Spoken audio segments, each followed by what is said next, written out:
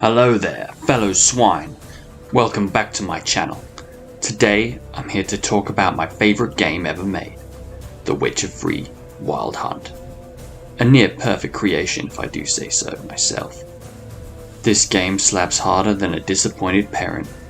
You are a badass monster hunter called Geralt of Rivia, who is a witcher, which is a mutated human trained in the art of kicking names and taking butts, literally. The story is compelling from start to finish. The main objective is to find your adopted child of prophecy, Ciri, who is also a badass, but with Dragon Ball Z levels of power, and everyone wants a piece, especially the villains on the title card, the Wild Hunt, who are these super cool Black Knight looking dudes that everyone thinks doesn't really exist, but of course they do. This is even if you get onto the main story. There's so much to see and explore in this world. It is unbelievable that they managed to get this much content into the game. You will get lost for days, probably months. This doesn't even mention the side quests and the hunt quests. They are really some of the best I have ever seen in a game, each with their own unique endings. One of the hunts literally requires you to put a baby in an oven to get the true ending. Yes, Geralt was trying to do this way before Barry Allen put that baby in a microwave. This isn't even scratching the surface. The sheer amount of content is staggering. I must admit, when it first came out, I did not get it on release. The big free was slightly off-putting, since I have never played the first and second at this time. I didn't see the point, but a couple of my friends of mine told me how stupid I was being, and if I valued their friendship, I ought to play it. And play it I did, and before I knew it, a whole month had passed.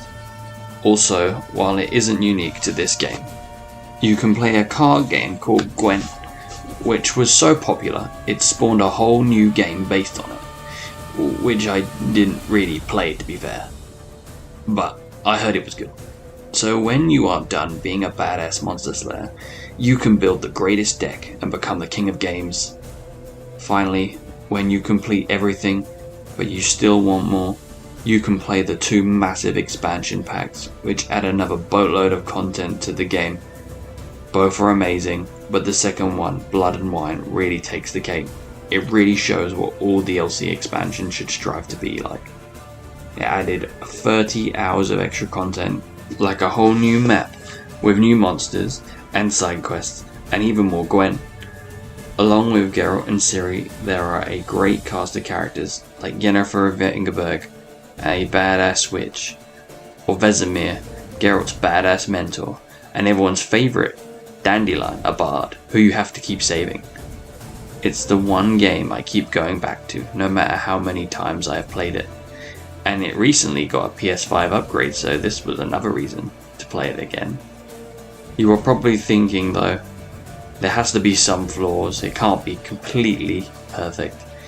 And you are correct. I won't say who for spoiler reasons, but for me personally, the only thing I dislike about the game is the last boss. This boss is a complete pushover. By the time you are in the end game, he really isn't that tough. You can literally destroy him. He is not that hard. However, his second in command is kind of completely different. He's more deserving of a final boss in my opinion. He is super tough, especially if you play it on the hardest difficulty.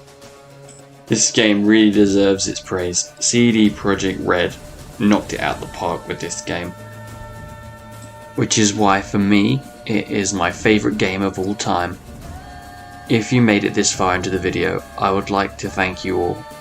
And if you are interested in supporting the channel, a subscription would be welcomed. Or a like.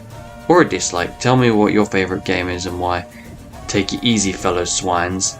Until next time.